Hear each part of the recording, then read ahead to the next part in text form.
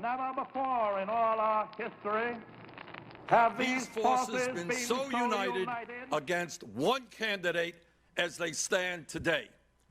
They are unanimous in their hate for me, and I welcome their hatred. That's not Washington. You are going to start this up to the means of breaking families for this class, not just the billionaire class. We know what's going on. We are paying attention.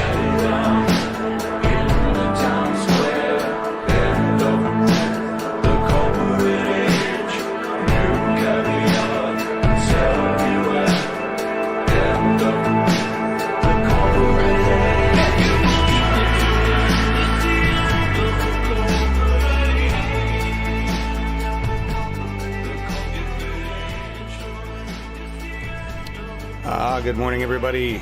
It is the end of the corporate age, maybe the beginning of a more fascist one.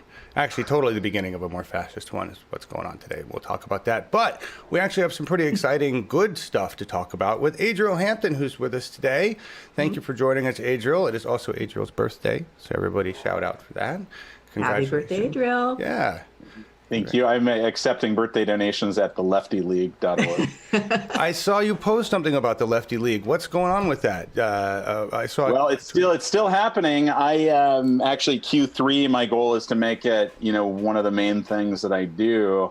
I'm thinking about. I just put up a poll. You'll have to take it. Everyone in the Bernie 2016 TV Uphill Media community on Twitter, and it's. Do you know that there are open cannabis users running for Congress and, both House and Senate?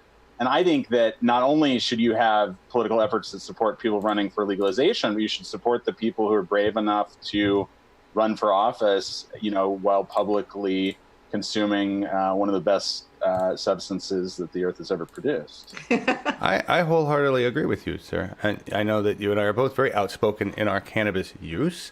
And, I don't post it for the in-laws on Facebook, but no. Do your in-laws still watch? Do your in-laws still look at your stuff on Facebook? Mine have all stopped. They don't. I have a baby, so they definitely do. Oh, yeah, I forgot. Yeah, you do post and I'm not actually married yet, so they're probably waiting to see, are there any more updates about that? Right.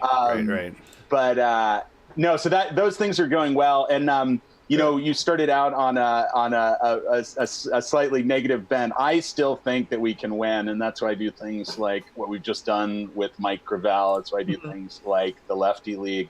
I share the fear and concern over the quickening slide into fascism. We already have a corporate state. Which is the ripe conditions for that. But we still have our voices. We still have Twitter, even though Nancy Pelosi wants us to stop using it. So I think that there's still hope. We still have plenty of people who are willing to go into the streets and even to go head to head with fascists when they invade Portland. And I'm, really proud of so many people who are continuing to fight in doing things like bringing together a community around this show to talk about what's happening, to talk about how we can fight back is part of the solution. Awesome. Well, good. I'm glad to hear that because I'm certainly down on it today after watching Pence's insane lack of any concern, really. Well, it's the problem is that you have people who lack basic empathy. And that's a big part of the population. That's something that, it explains the left-right divide in every country. It's not like there's a totally different set of politics ever. It's the people with empathy and the people who are really out for themselves in every country, in every place, in every community. And we now have some pretty psychopathic people right at the top in the U.S. government catering to the people without empathy and catering to people's basest fears. And it is extremely troubling. I mean, Pence, he just needs the hat, Right. Yeah, it's really frightening. And I think what makes it worse for me is the fact that he bears the Christian moniker proudly.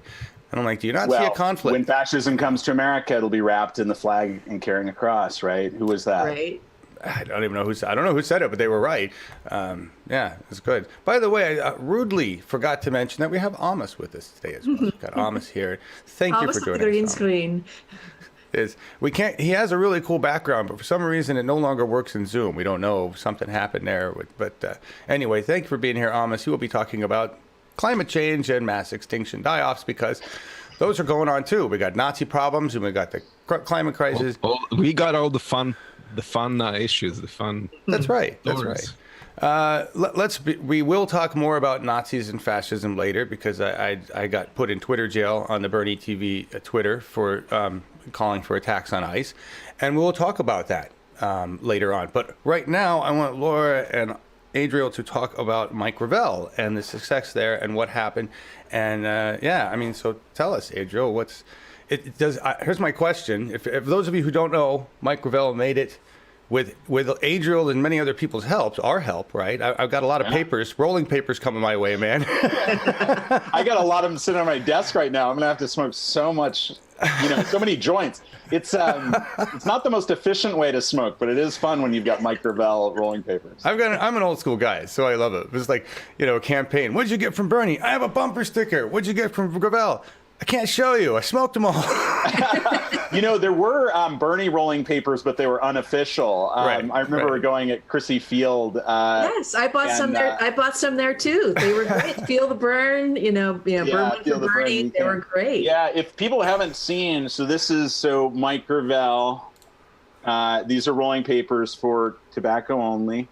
Send Henry Kissinger to thehague.com. Yeah. It's got I like Mike, like the I like Ike. Mm-hmm. And on the other side, it says, these were only issued on 420. The new ones are different. Right. The new ones say, when they go low, we get high. So I totally have to order them before. Order your when they go low, we get high rolling papers from Mike Gravel, because the more we order, the cheaper they are, and the more donor money we have to fight the DNC and celebrate in Flint with local charities. So, and it says Pentagon Papers, cut military spending in half in the war on drugs. And, the Mike Gravel campaign, if you want to learn more about it, MikeGravel.org. But amazing campaign run by 3 teenagers in New York with an 89-year-old former Alaska senator. Mm-hmm. And we just yesterday we hit 65,000 donations, which is the qualifying amounts of donations you need to qualify for the DNC's debate rules.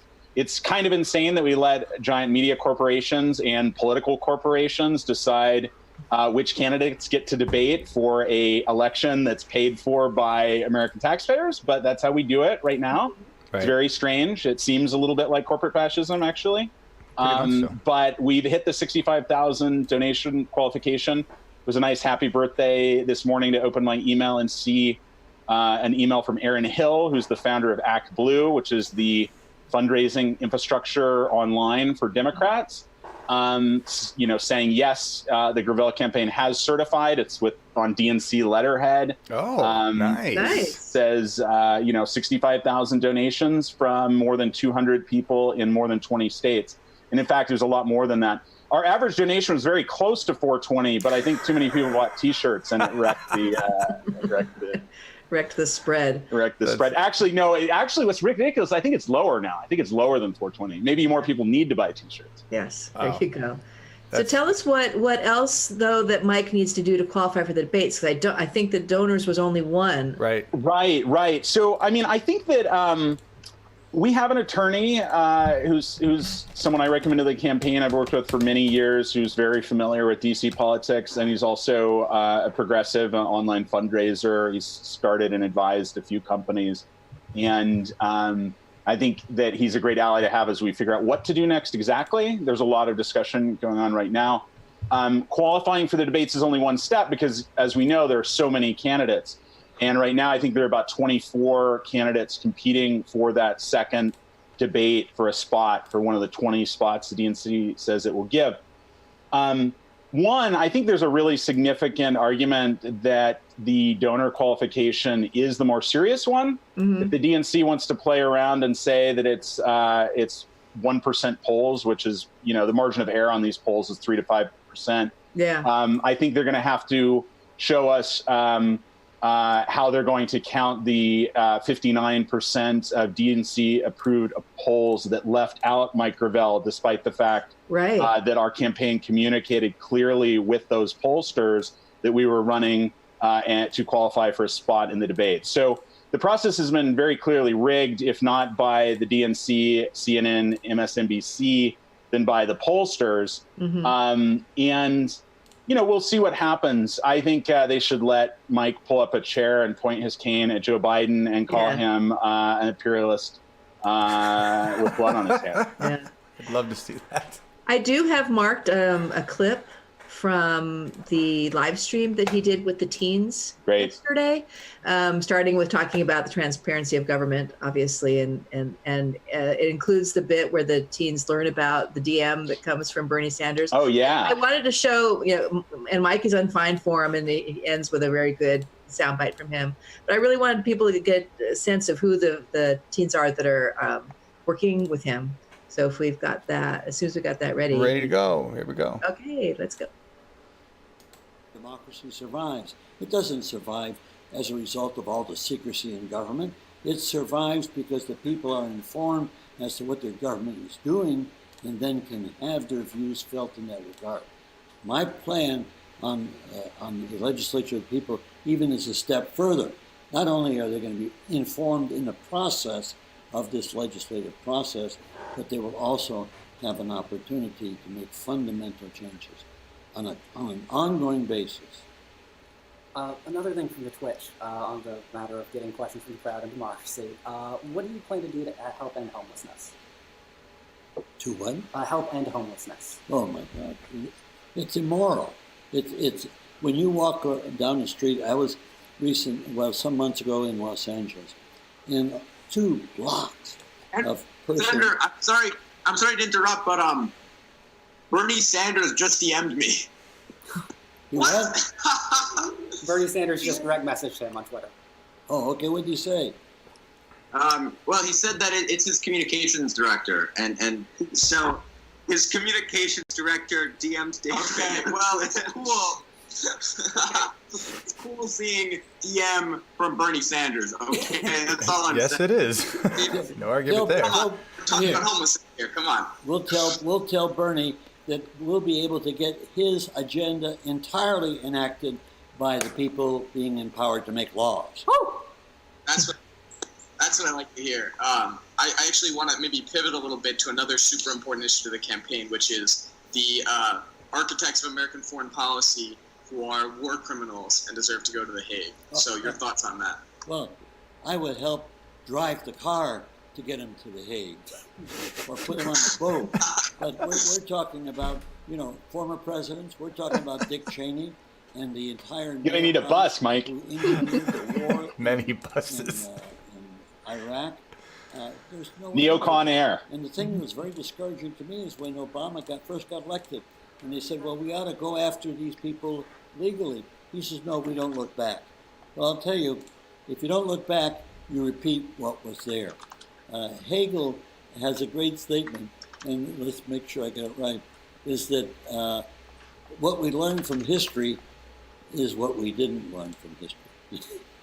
Okay, got it? That's the end of the clip. For sure. All right. Isn't that a good? What we learn from history is what we didn't learn from history. That's classic. Anyway, so that's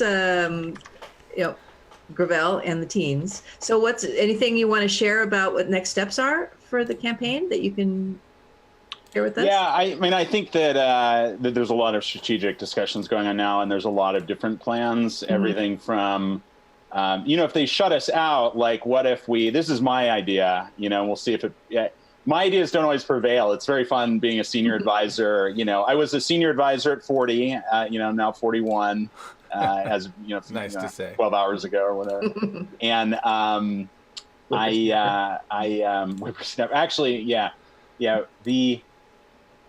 there's so many plans. Like yesterday, it was like impossible because there were so many Slack messages and, going back and forth as we were. Uh-oh. You all right? I hear some kind of other background noise. Sorry. Oh. Let me make sure it's not on my end. Okay, so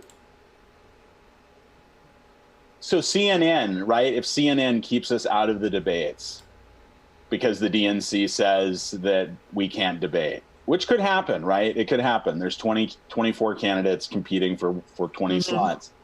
How about then we, one of my monitors decided to pick up the sound. I apologize. One of my monitors. That's how we do it on Mike Gravel's campaign.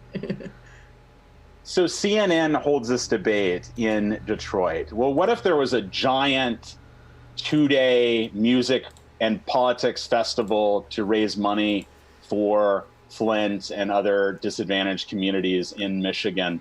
What if that was broadcast for 2 nights at the same time as the CNN debate by Fox News? I think it's time to start playing hardball with these assholes. That's actually what I think. Mm-hmm. Interesting. So let's look back. 'Cause I was watching all this happen this week with getting Gravel. Oh, and I should say that the nicer thing, good Adriel says, Tom Perez, pick up the phone and call Senator Mike Gravel and talk to him about getting on that debate stage and how they're going to accommodate an 89-year-old former 2-term senator from Alaska. Right. Exactly.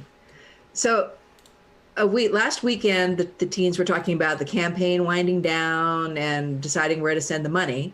And I think you jumped in and said, this is not the time to mourn. This is the time to organize. To organize. I said get dunking, but... Yeah, get dunking. There you go. So, and you guys just dunked this week. And so tell us a little bit about the process of every campaign is a den mother, Yeah. and I was willing to play that part for these young people who it was, for many of them, it was their first campaign, although David Ox had run for I think city council before in Ardsley. But yeah, so what happened was pretty crazy because I think that the thing is that we have to be really ready and willing to encourage each other, because sometimes you're just having a bad I got an email from someone today saying, oh, this is our worst fundraising week ever. And it's like, meanwhile, it's like the biggest fundraising week ever for like Mike Gravel and for Shahid Buttar, who's running against Nancy Pelosi.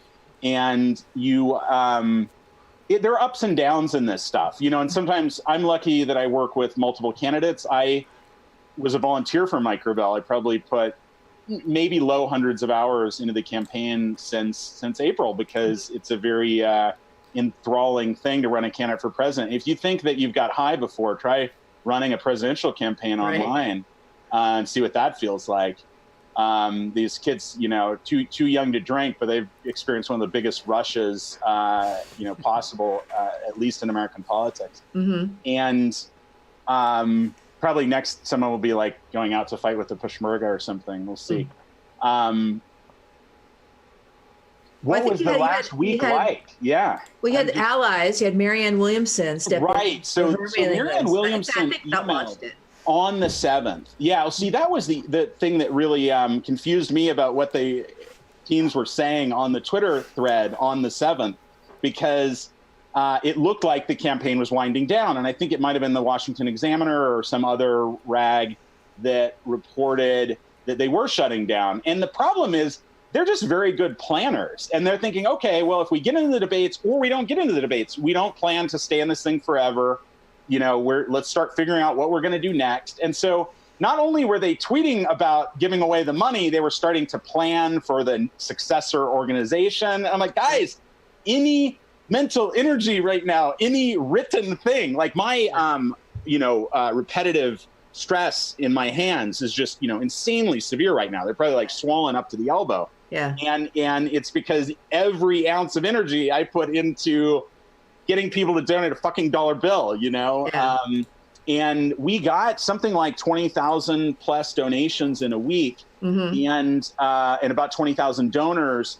And I think that part of it was when Williamson sent out the email, it was a nice bump, but it wasn't nearly as large as they thought it would be.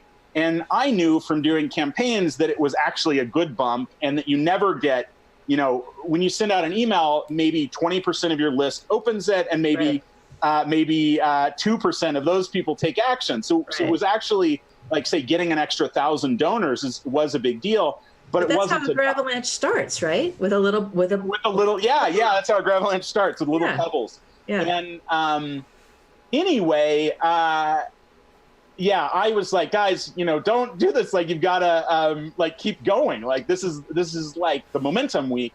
And they did, and we all did, and obviously everybody did, and it worked. People in politics, this is a really important thing for progressives to understand, is that deadline is really important. And for folks who get really shitty emails, political emails that are always like false urgency, that's because urgency works, right? Right. But there's a firm called Mothership that ran John Ossoff's campaign digital, and they pay John Ossoff to use the hundreds of thousands of donor emails that they collected, and then they are sending those to everybody and really ruining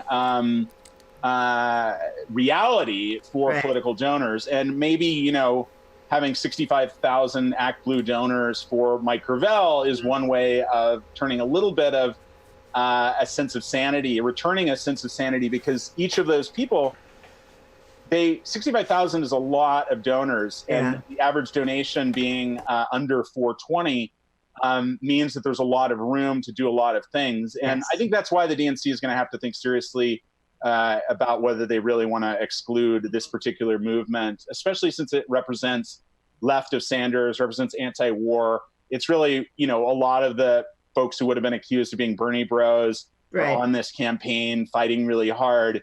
And, it's politics is weird. If they put Mike Gravel on stage, things go back to being a little bit more quiet. If they don't put him on stage, we'll see. Yeah. Well, I wanted to make sure that you got some credit for your part in what happened this week. I really saw you making a lot of connections, engaging Nicole Sandler, getting people to re-engage. If nothing else, a whole lot more people know about Mike Gravel this week, and will be interested, if he doesn't get on the debate stage, at what he has to say about what does happen on the debate stage. Well, next I'm going to help Shahid Buttar defeat Nancy Pelosi. So there that'll you be go. Bigger. That'll be, that we will love you to death. Just out of curiosity, before we talk about Bernie, what has gone on? I mean, how is Shahid's campaign doing?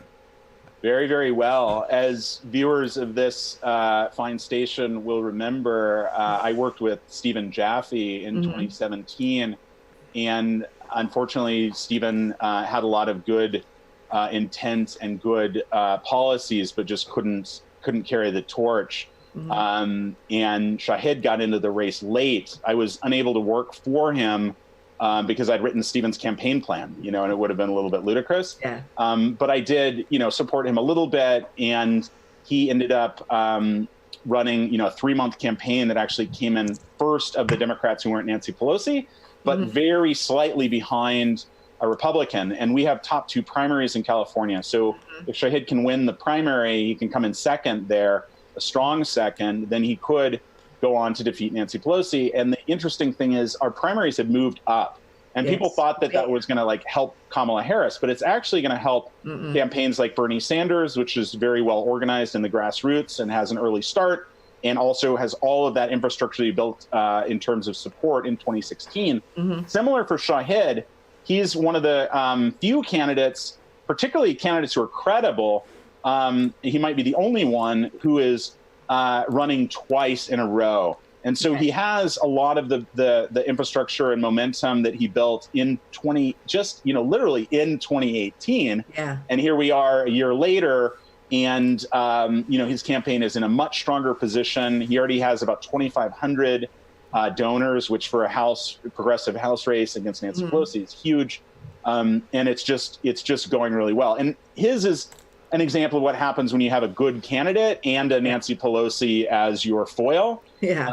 He has just a great background. Also, he has a background as a fundraiser. He ran a nonprofit. That's very different. The biggest challenge with progressive candidates, and I've worked with a lot now, is that they don't really know how to raise money typically. And so having someone who knows how to raise money and who has the experience of having run for Congress now, for the second time, very advantageous. And it's going. I mean, Shahid told me last week that he woke up and he was journaling, and he was like, for the first time since he started, going, "Oh my God, we could do this. We could do this." And so the projections are very, very solid. You just get 10 or 20 organizers who are paid $15 an hour to knock on doors all day long, and a nice digital operation to fund those organizers through small donations from across the country. And Nancy Pelosi is eminently, beatable. Yeah, and his ground game has been strong. If there's an active activity or an event going on in San Francisco, he's there, with the crew, and the energy. Right, and there are pictures of him protesting Bush, and the wars, and he's just has an activist background and a professional background that is actually rare among any congressional candidates, let alone one brave enough to challenge the Pelosi machine. Yeah, he's organized and he's focused, and he's got a good crew around him. I was going to say, he's got some pretty goddamn good people in his volunteer crew. Yeah. Yes, he does. Thank you, John. and it's actually what I mean by that isn't to props on anybody in particular, but it really is. It seems to be a cohesive group. We're getting more organized daily, and things are getting accomplished. And it's like a mini version of what I see in the Bernie Slack, and that's really encouraging. Yeah. Right. So, awesomeness. It's also great that Bernie, has the Bernie grassroots have trained so many people how to do politics. So 2018 was much better than 2016, and 2020 will be much better than 2018 for progressive. Yeah. Absolutely. Well, speaking of Bernie Sanders, I wanted to talk about him a little bit, tying in here his big, just massive developments in his ground game this week. I think first I want to talk about his anti-endorsement list, which we got a big kick out of and has gotten a lot of press. The quote I put here, "Judge me by the enemies I have made." And John, I know this was something that you made the cover card about. Was there a particular aspect of this that you liked, or?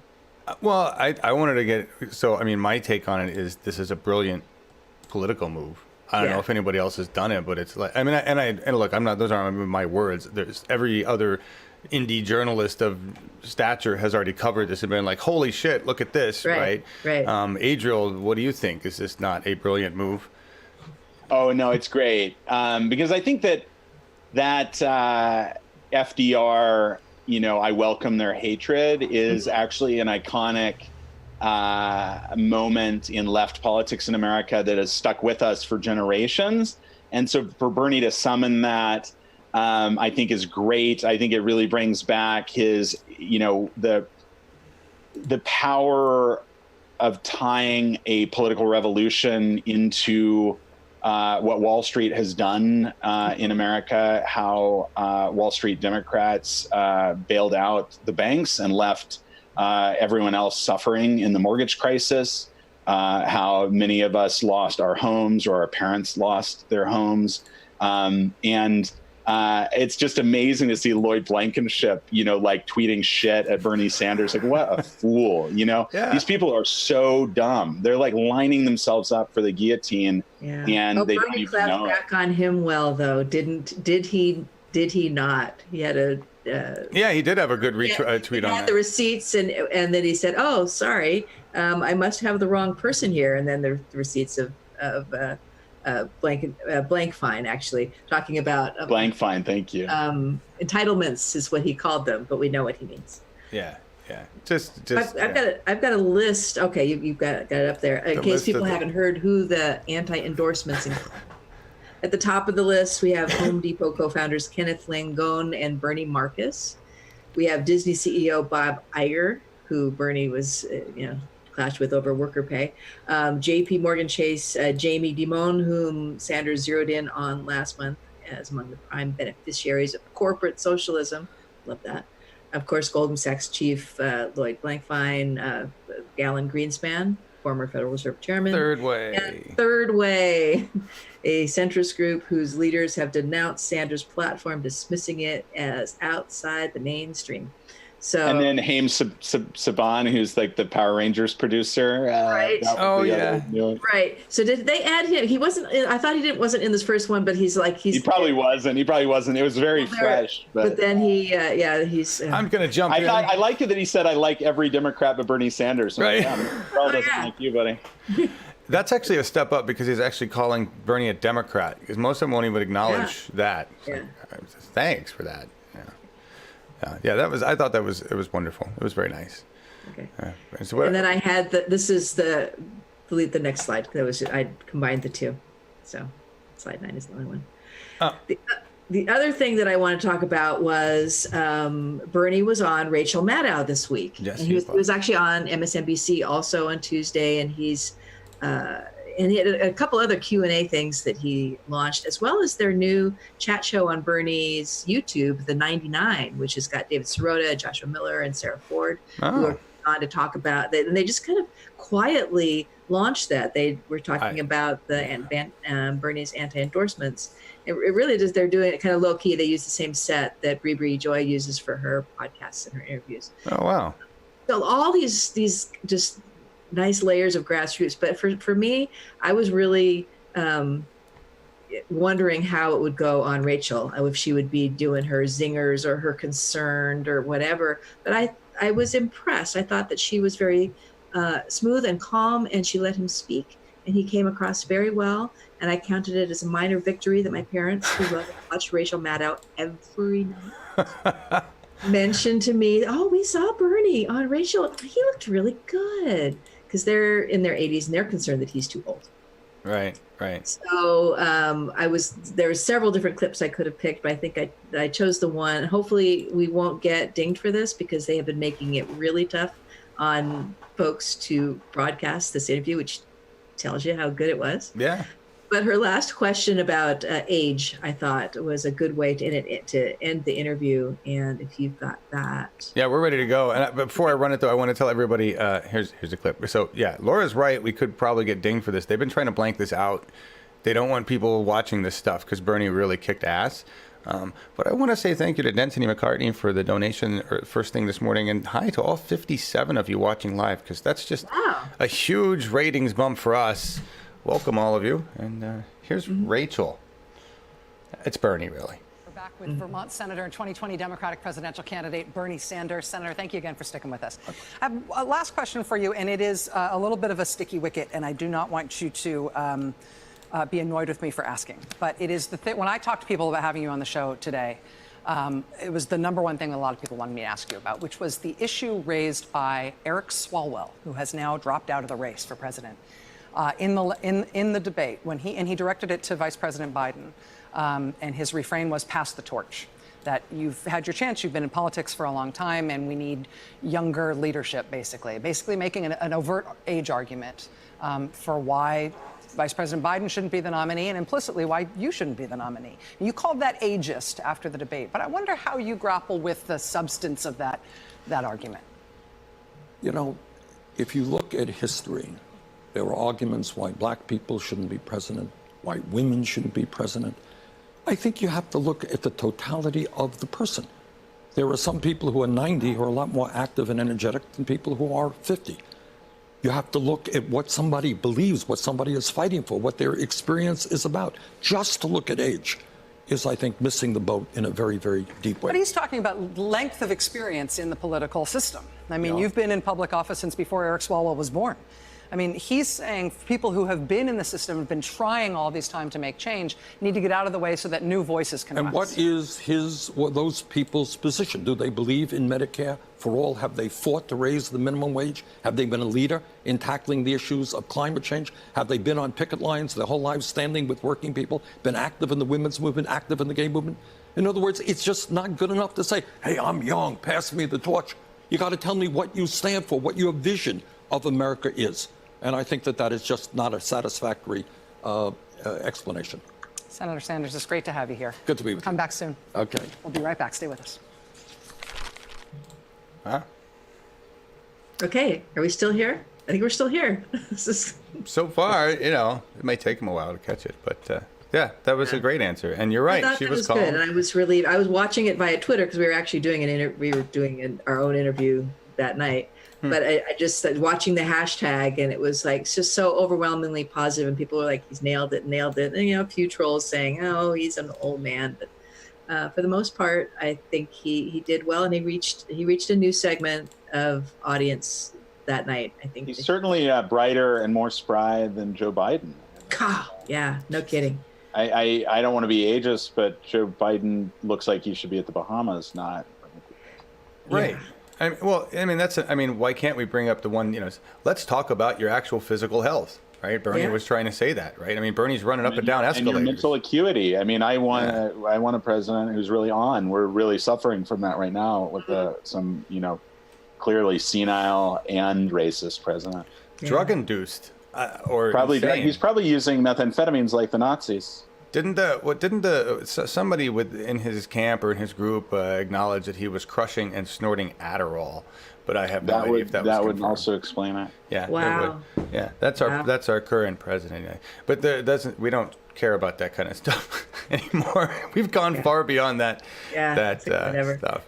Do you want to talk about this real quick before Amos does his piece? Is that? Yeah, I just wanted to remind everybody that the next debates are coming up. It has been a topic of our conversation, and that we are going to be doing our same commentary on the debates. We'll do a parallel stream unless we feel cheeky and want to try and run something.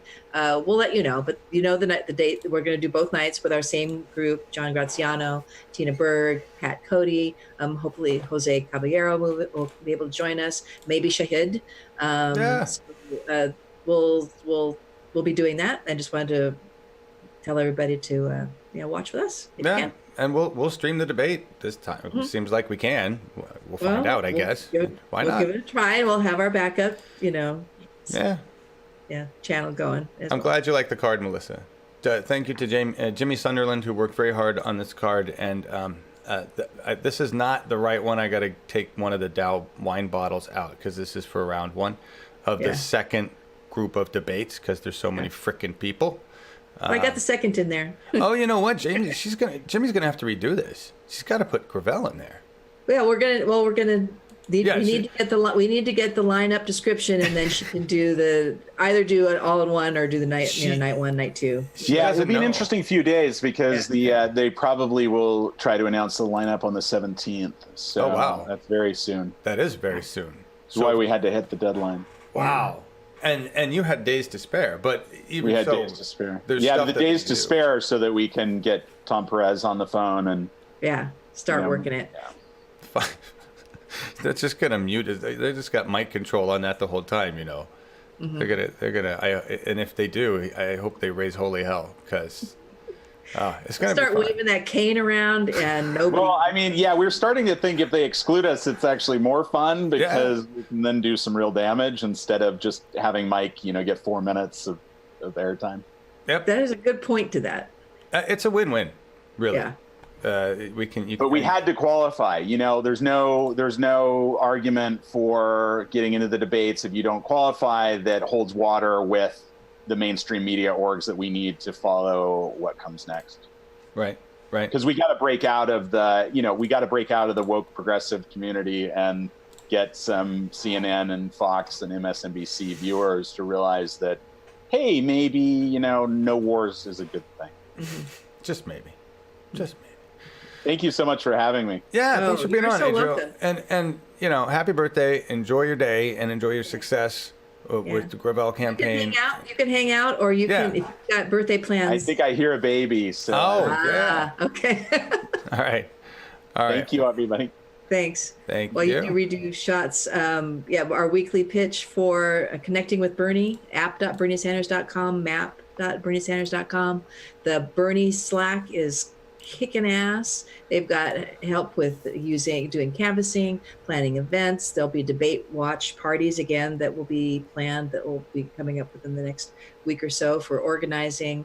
But it is really interesting to watch things go on the inside. So if you want to be in that, you can always I think volunteers at berniesanders.org is the first place to start. But go to the app or the map. They all are connected.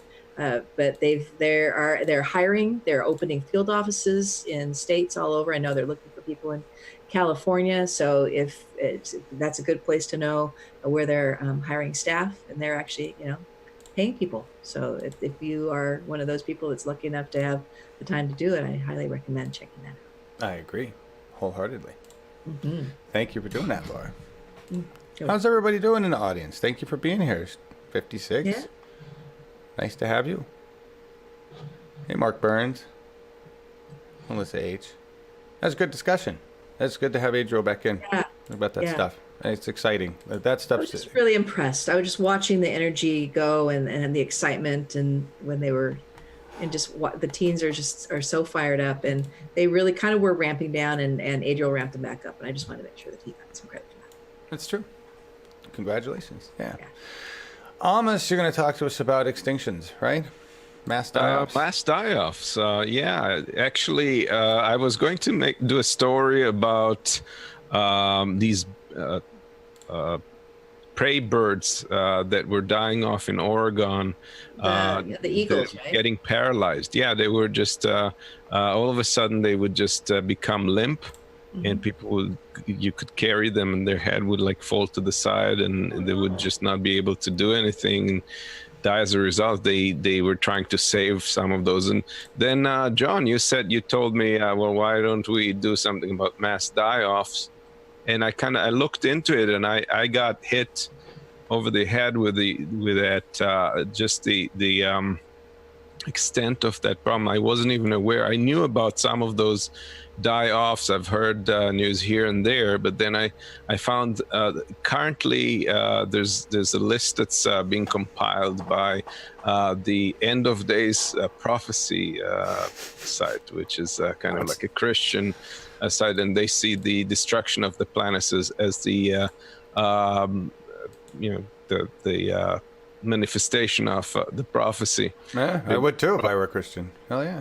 Yeah. So, but they did a great job of keeping track of all these documented die-offs. And in 2019, there's been so far till now, there's been 231 mass die-offs. Jesus. And I compiled a list.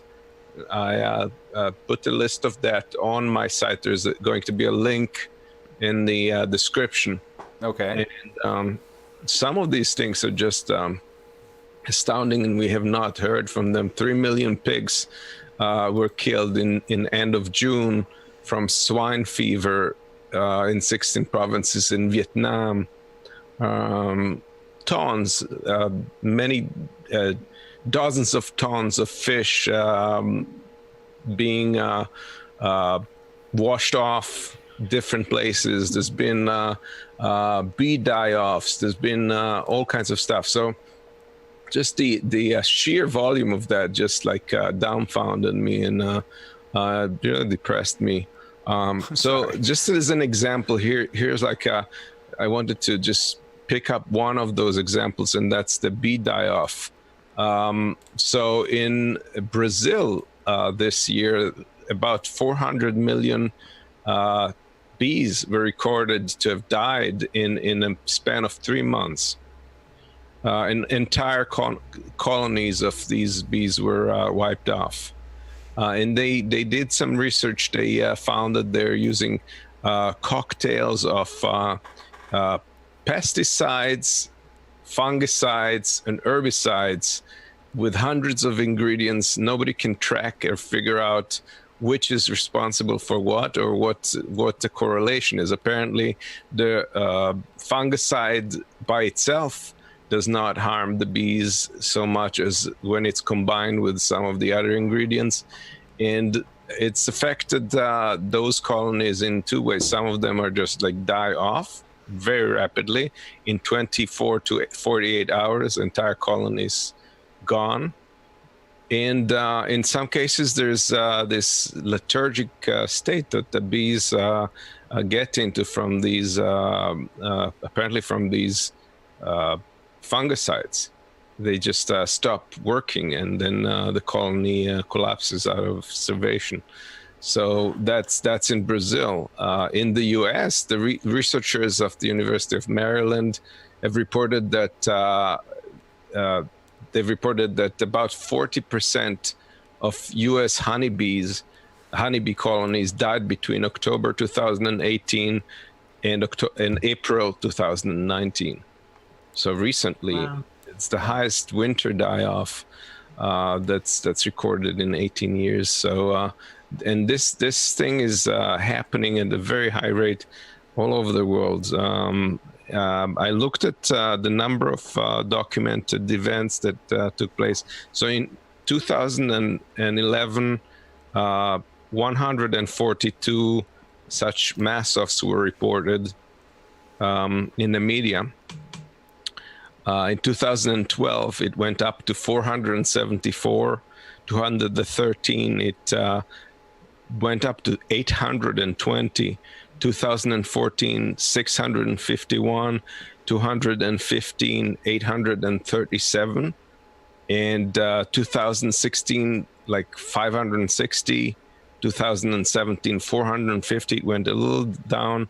2018, it went to 294. And if this year, if the projection is right, we're going to probably reach around 460 or so mass die-offs.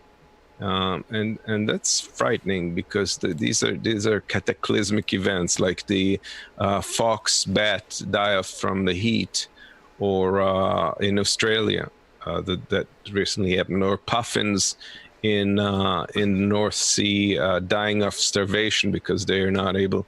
The water in the Bering passages has warmed up to the point where it's affecting their feed. So they don't have enough food. They have to spend much more energy in hunting, and they just exhaust themselves and just die. So very, very disturbing. It is, and you know, it's not like we don't have mass die-offs that we know they happen, right? We know that they happen in nature all the time, but when they're being caused by the climate crisis, when we're the ones who's bringing them about, and that's what we're seeing more and more, right? And that's what's frightening. I mean, the whales. What is the number of whales that have washed up on the shore full of plastic? That's not a die-off. That's a canary in a coal mine. Right? Yeah. I mean, yeah.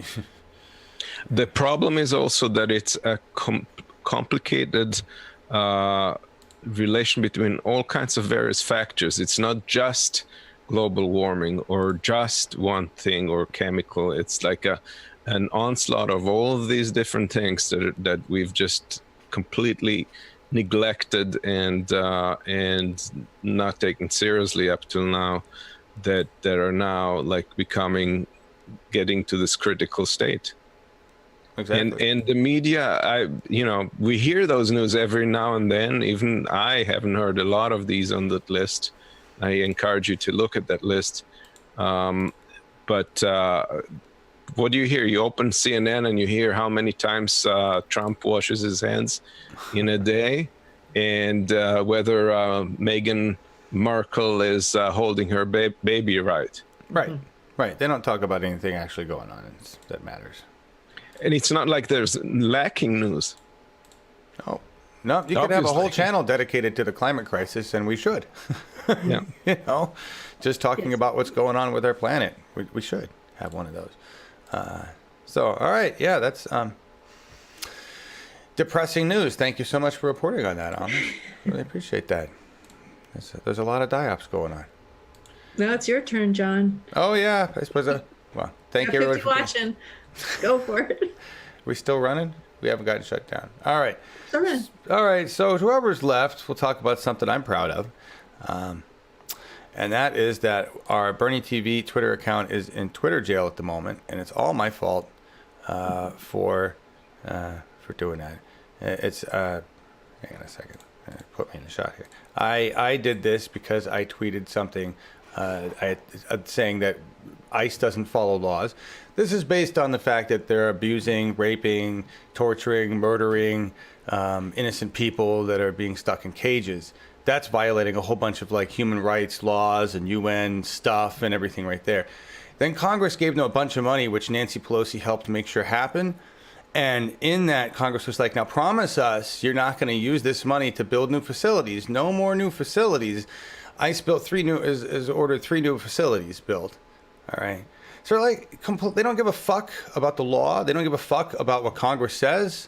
AOC went into one of the centers and they were laughing at her. Right? Pence just recently went into. So I tweeted, remember, ICE Gov is already ignoring Congress and just doing as they please, like German Gestapo. With citizens, I suggest we do the same. If you see ICE in your agent in your town, ignore the law and take them out. Do damage, fight, attack them. They are Nazis. All right? At some point, I think human beings have to realize, or these citizens of the United States, we're the ones dealing with the fucking Nazi problem right now. We're not going to hug our way out of this. In my view, even if the best of intentions happen, Bernie wins the election, all right? And somehow they let him actually ascend to power. Do you really think ICE and ICE agents are going to stop doing what they do? They've laughed at Congress. They don't give a shit what Congress has to say. Do you think Trump is going to leave office? I don't think he's going to leave office. Just to tack on to that. So anyway, we're in Twitter jail for the day because I said that. And what my statement to Jack and Twitter is, my words didn't murder, rape, or kill anybody. ICE has done that every day, and you let them have a Twitter account. So, and I realized they didn't tweet any of those things, which is why you don't care. The Border Patrol chief, Carla Provost, was a member of the secret Facebook group that they discovered, right? The Intercept uncovered this. Whoever it was uncovered it wasn't the Intercept, but the Intercept is reporting on this. I think it was the Miami, I don't know who it was. Somebody was a local of the United States reported on it. So half of the agents in CBP are Nazi racist assholes and a member of this group, including the chief. All right. So if you want to know really what ICE thinks and how they feel, at least half of them are proud to be racist Nazis. That's a problem, right? Here's just a recent piece on another Border Patrol agent punished sexually assaulted children at Yuma Detention Center. This is not a rare story. We've seen numerous stories come out about children being raped and tortured and drugged and these agents being slapped on the wrist and being sent to a new facility, right? This is a humanitarian crisis. If this were another country doing these things, we would have invaded them and bombed them for their resources by now. So I don't know what America's waiting for. I don't know why America thinks we're going to vote this out. We have armed, militant, badge-wearing, tax-paid assholes, Nazis, running facilities, raping children, and Nancy Pelosi is working deals with the administration. Here's one of the lead Nazis. I don't know if you've seen this picture, but you should go look at some history books and look at pictures of the German Nazis when they were at their places. They look very much like this. They look like they're looking at a bunch of fucking cargo. They don't acknowledge the people in these cages as being actual human beings. It's just like, this is a problem. We've got a storage problem. You know what comes next? Mass death. Mass death comes next. The Nazis didn't start killing people en masse right away. They warehoused them, and then they went, shit, we're going to run out of space. What do we do now? ICE is right there. Right there. And they're not waiting. They're just, 24 of them. I had to look up and see how many other people have died in ICE custody. So I went and found this deaths per 100,000 detainees by year. First of all, the fact that this table even fucking exists means there's a sick problem with the United States. We really should just rise above that and go, we're a sick, fucked up nation, and I hope we raise the whole fucking place and start fresh. Because this is gross and disgusting that we would even have this list. 2004 apparently was a banger year, like 12 people per 100,000 detainees die. 2018 was low, 2.3. 24 immigrants have died in ICE custody during the Trump administration. I think a majority of those in 2019. And what we have, like 50,000, 60,000 sitting in detention centers. doesn't that blow the fucking doors off this statistical history here? Doesn't that indicate a big, huge fucking problem that we should be rising up, forming our own militias, finding the nearest ICE facility, and attacking the motherfucker right now? This is the point in history where the German people failed. So if we wait for votes, and then after we vote, and our government doesn't give a fuck, and we keep waiting, ICE is going to be at my door. We're going to be at the end of that fucking poem from World War II that everybody loves to recite, but nobody fucking does anything about. So I'm going to keep landing my Twitter account in jail and getting ready to fight Nazis in my town, because this is where we're supposed to differ from history. Remember what Mike Gravel said? What we learn from history is what we don't learn from history. What we need to learn right fucking now is Germany waited too long to act, to rise up in the fucking streets and attack the motherfucking Nazis before they controlled everything. Our government is inept. It has completely failed. Nancy Pelosi is a fucking Nazi sympathizer. And I believe personally, in my view, it is time we start forming militias in our towns and thinking about how we are going to face the Nazis coming to take us. That is where we are at. That is what I believe. You can think I've gone 100% Alex Jones. I'm just looking at history, everybody. And what I really am is a zealot. I love this word because I used to just tie it to religion because I'm an ex-Catholic. I fucking despise the cult religion. But it's a good word because the zealot really is a person who is fanatical and uncompromising in pursuit of their religious, political, or other ideals. The climate crisis and the Nazi problem, I will be relentless and uncompromising in the fact that we have to end the Nazis in order to save the species. That's a big problem. So we really didn't even have time to do the climate crisis. And now we have to deal with fucking Nazis. So I just ask everybody.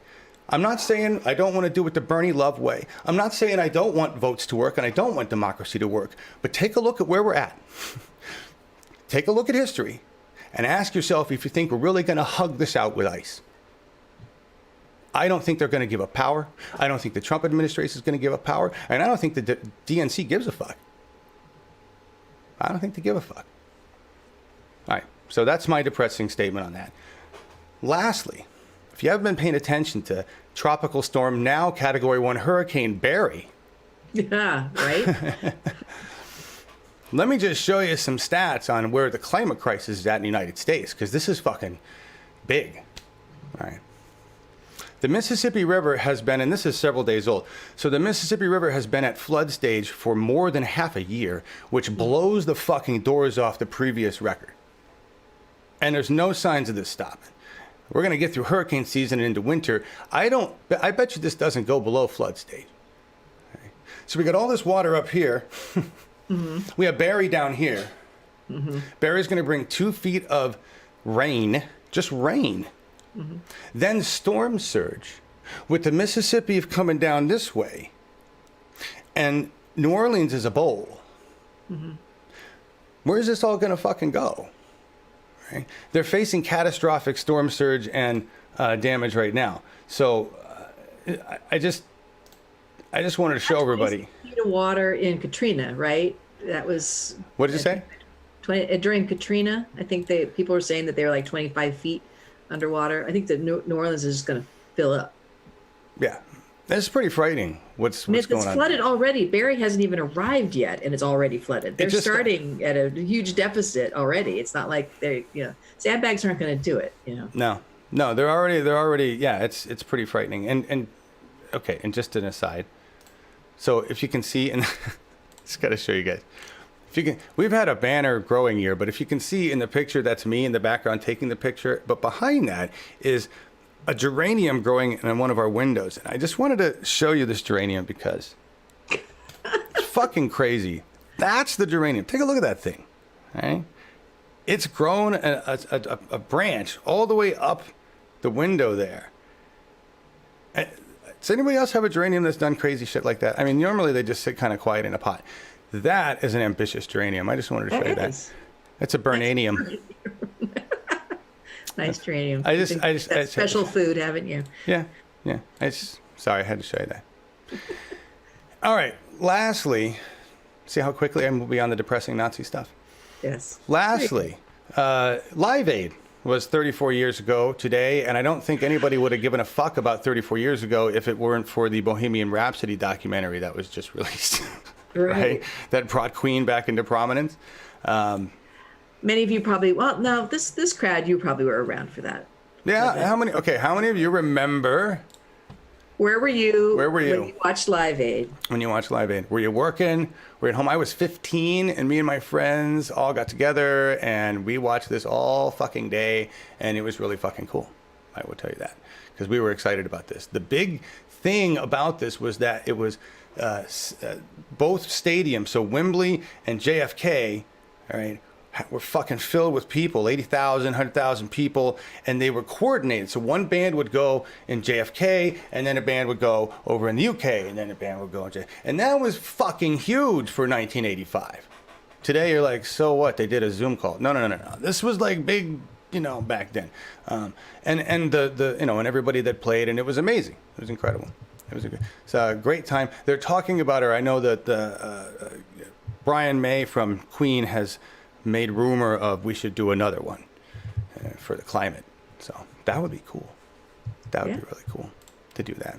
I think they should, and they should have Rami Malek, whatever his guy name is, the guy who played, he should sing for that. Queen should get up there and he should sing for them. Anyway, I just wanted to talk about that because it's something a little more exciting.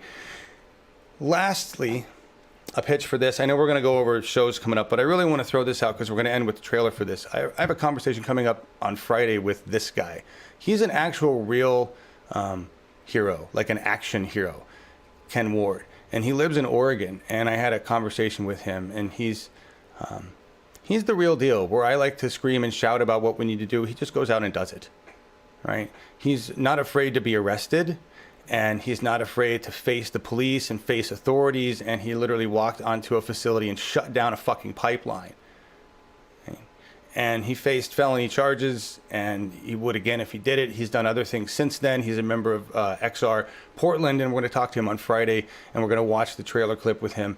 And what I'm going to try to do is get a screening so that I purchased the film, but I want to try to do a private screening with maybe us, get permission to do that, and then have Ken maybe join us for a conversation with that. But right now we're going to talk to him about it on Friday. We're going to talk about this. We're going to talk about what happened in Oregon with HB 2020 and what direct action means to him and how we use it to fight the climate crisis and where he sees things, right? So I just wanted to plug that. Very excited about talking to Ken. He's a real life fucking action hero. So there, that's it. All right. Shit. Well, do we want to talk a bit about our own shows? Upcoming shows, right? So, yeah. So, yeah. Oh, that's right. That's next. Just leave Amos in here because I'd have to fix the shot. So, campaign finance reform.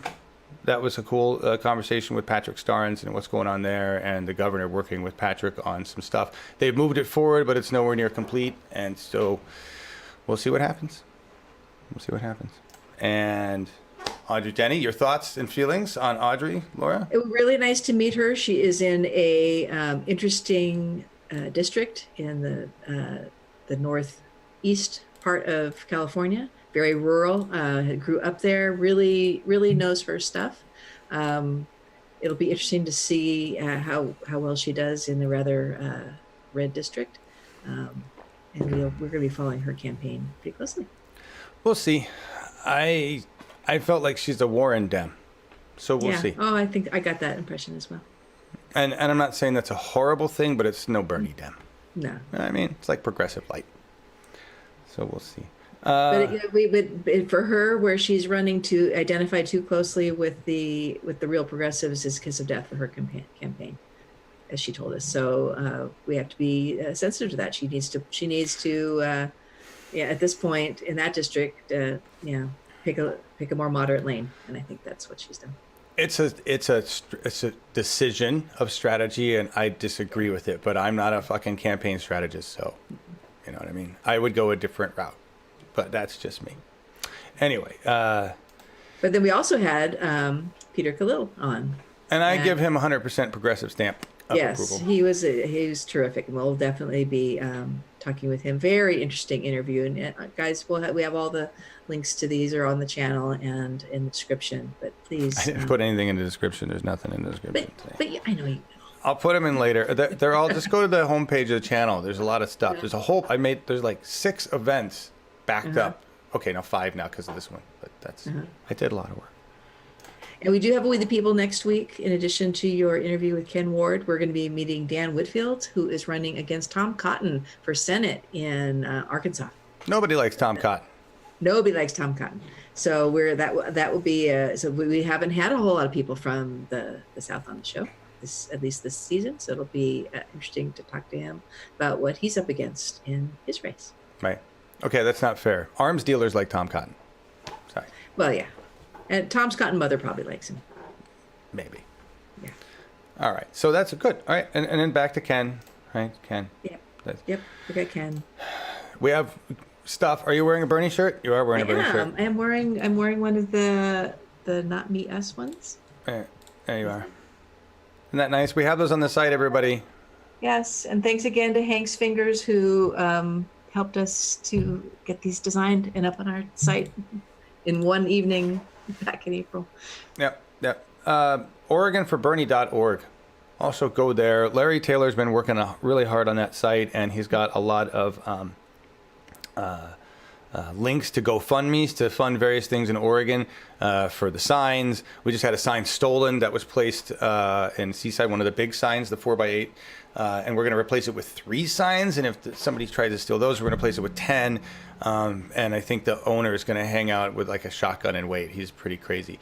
But we'll, hopefully we'll see. But you can donate for those, for the bumper stickers. And there's also, we need a whole bunch of money donated to get our delegates, our Bernie delegates to the thing, because it actually costs like $3,300 or something like that per delegate. It's pretty expensive. Excuse me. So that's that. Pledge of Allegiance. That was last week. Yeah, all right, that was last week. So you've got tomorrow. You've got the campaign finance reform. Tomorrow's something different. Tomorrow is. Oh no, it's Brian. I made one for Brian. Yeah, we didn't. Where is the Brian? Oh, you know what? I did it in the rundown. I didn't do a slide for it. Brian, excuse me. Activist, says artist, I believe, is the. Yes. Sorry about that. We've talked a bit. I mean, they were just talking about those signs, the big signs. So Brian Heath, you've seen his work. He traveled across the country in 2016 for Bernie, making these signs. Larry's going to be talking to him tomorrow about the signs that we've made so far, like the one that's in front of my house. And he's going to be talking to Brian. So it'll be a great show to find out more about him. And he's a good talker, so he will say a lot. He's got some great stories from traveling across the campaign and all that stuff. And ways we had a sign vandalized last week. That's what I'm talking about. It's stolen. Yeah, stolen, right. Gone. So yeah, it'll be a good conversation. Join us for that. And thank you all for being here. That's Amos. Thank you too. There, put this up. I don't know why I got Steve Cox with here. We'll end with this. There. We're gonna go out with. Thank you all. Thank you all for being still 47. You're muted, Amos. Are you talking? Yeah, sorry. Before you go out, there's something cool. I found out that there is a sign language sign for Bernie emerging, and I'm probably doing this wrong, but it's hang on. It's like this, and then oh, nice. Sign of fire and inspiration. Nice. Like feel the burn? Is that what that's supposed to be? Like Exactly. Heart on fire. I like that. Exactly. And you know what Donald Trump says? Did you please? Go ahead. Please tell us.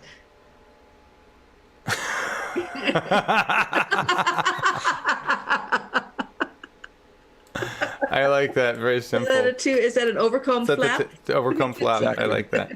Oh, that's awesome. That's really what they're using. One more thing, I just wanted to say that I personally, I think that we should prepare for things to get worse, and I'm certainly very concerned about ICE and Border Patrol actions and the way things are going. But I would not encourage anyone to take action, like violent action, at this point. But get involved with XR. We have to be trained. We have to figure out. Just like the far right is prepared for the event of anything, we should consider that. Well, I mean, an XR is the first step. And we'll talk about that with Ken, right? Extinction Rebellion, because they do nonviolent direct action. And I want to talk to him about that fine line between nonviolence and direct action, right? Because there is destruction of property involved in some cases. So, we'll talk about that and what it means. And that really is the next step, is getting trained on how to handle yourself in a situation like that. And then goes militia, right? But the right has militias ready to go. I'm surrounded by them here, right? And it's a little more evident to me living in a rural area, I guess. So I'm a little more freaked out about it than maybe other people would be in an urban area, But it frightens me a lot. And it's interesting. It made me think about. I met someone about a year ago whose job was, he was like in the Army Reserve, and his job was going to areas in the country that needed some, it might need an extra, National Reserve office or camp or whatever. And he was very busy. And I'm wondering if really what his job wasn't doing was setting up some of these detention camps and militia things that we've been seeing. And that's horrifying to think that they're actively setting up these all over the country. It is. It's wrong. Yeah. I mean, when an agency just says to Congress, "Fuck you," and builds 3 new facilities, that's a big sign, right? Anyway, let's be safe and be prepared. That sounds like fucking Boy Scouts, but you know what I mean. It's a good line, even though it's a crappy group. Mm-hmm. All right. So we're going out with the full trailer. This is the trailer from. For the movie The Reluctant Radical, which is available on a bunch of different platforms, and it's just an hour and 20-minute documentary about what Ken did, and I want you to watch this because it's pretty powerful. All right, so thank you all for being here, everybody. Thanks, everybody. Thank you. Bye-bye. Well, it was supposed to start, for fuck's sake. Here.